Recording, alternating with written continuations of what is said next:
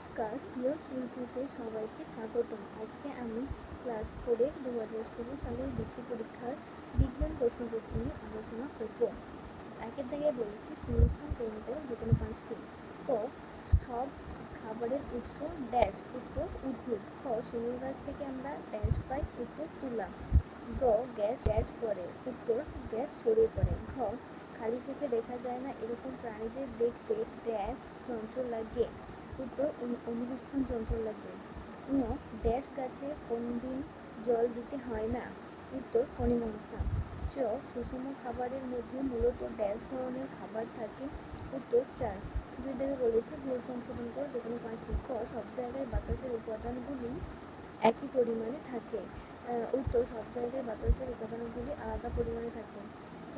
লোহার পেরেক একটি পদার্থ আর লোহা হলো বস্তু, উত্তর লোহার পেরেক একটি বস্তু আর লোহা হলো পদার্থ। গ.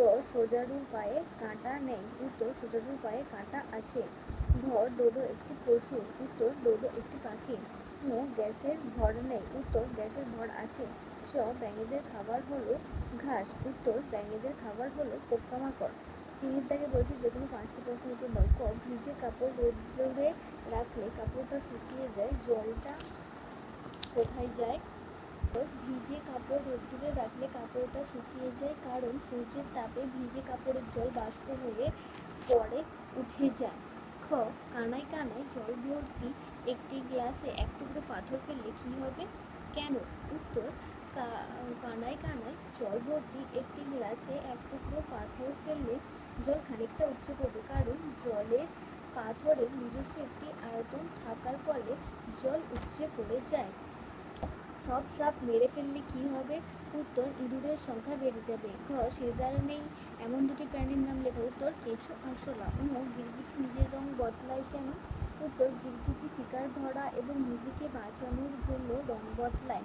চ. শরীরের সবচেয়ে কঠিন অংশ কি? মাড়ির বাইরে থাকা দাঁতের অংশটাই হলো শরীরের সবচেয়ে কঠিন অংশ। চারের দাগে বলছে যে কোনো 5টি প্রশ্নের উত্তর দাও। ক. কাজ করার শক্তি আমরা কোথা থেকে পাই, কিভাবে পাই? উত্তর কাজ করার শক্তি আমরা খাবার থেকে পাই। খাবারের মধ্যে যে পুষ্টিগুণ থাকে সেগুলি আমাদের শক্তি বৃদ্ধি করে। খ. বাতাসের 3টি উপাদানের নাম লেখো, উত্তর জলীয় বাষ্প, অক্সিজেন, নাইট্রোজেন। ক. বরফ থেকে যে ধোঁয়া বেরোতে দেখা যায় তা আসলে কি, ব্যাখ্যা করো। উত্তর বরফ থেকে যে ধোঁয়া বেরোতে দেখা যায় তা আসলে বাষ্প। বরফ যখন জলকণায় পরিণত হয় তখন বাষ্প দেখা যায়। ঘ. দৌড়ানোর সময় আমরা জোরে জোরে শ্বাস নিই কেন? উত্তর দৌড়ানো বা সিঁড়ি দিয়ে তাড়াতাড়ি ওঠার সময় বেশি শক্তির দরকার আর তার জন্য শরীরে বেশি অক্সিজেন লাগে। এই বেশি অক্সিজেন শরীরে ঢোকানোর জন্য আমাদের জোরে জোরে শ্বাস নিতে হয়। করলে ফুসফুস ভালো থাকে। নিয়মিত শ্বাসের ব্যায়াম করলে এবং মুক্ত বাতাসে ছুটোছুটি বা খেলাধুলা করলেও ফুসফুস ভালো থাকে। তাছাড়া ফুসফুস ভালো রাখতে যে কোনো ধরনের ধোঁয়া ধুলো থেকেও দূরে থাকা দরকার। চ. খাবার তৈরি করার জন্য উদ্ভিদের কি দরকার, সেগুলি কোথা থেকে পায়? উত্তর খাবার তৈরি করার জন্য উদ্ভিদের জল, কার্বন ডাই অক্সাইড এবং সূর্যালোক দরকার হয়। জল মাটি থেকে পায়, কার্বন ডাই অক্সাইড গ্যাস বাতাস থেকে পায়, সূর্যালোক সূর্য থেকে পায়। 5 থেকে বলছে যে কোনো 3টি প্রশ্ন উত্তর দাও। ক. প্রাণীদের সংরক্ষণ করা বলতে কি বোঝায়, কিভাবে সংরক্ষণ করা যায়? উত্তর লুপ্তপ্রায় প্রাণীগুলিকে বাঁচিয়ে রাখার জন্য যে পরিকল্পনা নেওয়া হয় তাকে প্রাণীদের সংরক্ষণ বলে। সংরক্ষণ করতে হলে পশু পাখি কেন হারিয়ে যাচ্ছে, তাদের বাসস্থান ঠিক আছে কিনা, তারা খাদ্য ঠিকমতো পায় কিনা এবং চোরা শিকারীরা পশু প্রাণী হত্যা করছে কিনা এসব লক্ষ্য রাখতে হয়। খ. জলের ভর আছে তা কীভাবে বুঝবে? উত্তর প্রথমে একটি খালি পাত্র দিয়ে তাকে দাঁড়িপাল্লায় রেখে ওজন করলাম, এবার পাত্রটিতে কিছুটা জল নিয়ে আবার ওজন করলাম, দেখলাম দ্বিতীয়বারের ওজন বেশি, এ থেকে বোঝা যায় জলের ভর আছে। গ. পদার্থ কাকে বলে? পদার্থের 3টি অবস্থা কী কী, প্রতিটির একটি করে উদাহরণ দাও। একটি অবস্থা থেকে অন্য যে কোনো একটি অবস্থায় পরিবর্তনের একটি উদাহরণ দাও। যার কিছুটা ভর আছে, যে কিছুটা জায়গা নেই তাকে আমরা পদার্থ বলি। কঠিন, তরল আর গ্যাস হলো পদার্থের 3টি অবস্থা। কঠিন লোহা, তরল জল, গ্যাস কার্বন ডাই অক্সাইড।